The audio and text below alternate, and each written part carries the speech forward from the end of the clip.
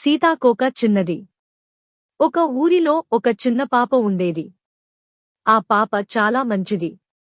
కాని చాలా పేదది. ఒకరోజు బడిలో పిల్లలు కొందరు సీతాకోకచిలుకలను పట్టుకున్నారు. వాటికి దారాలు కట్టి ఎగురవేయసాగారు. పాప అది చూసింది.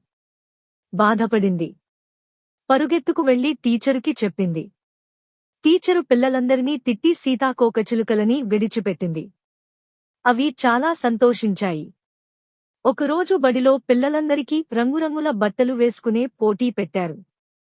అందరూ రంగురంగుల మంచి కొత్త కొత్త బట్టలు వేసుకొచ్చారు.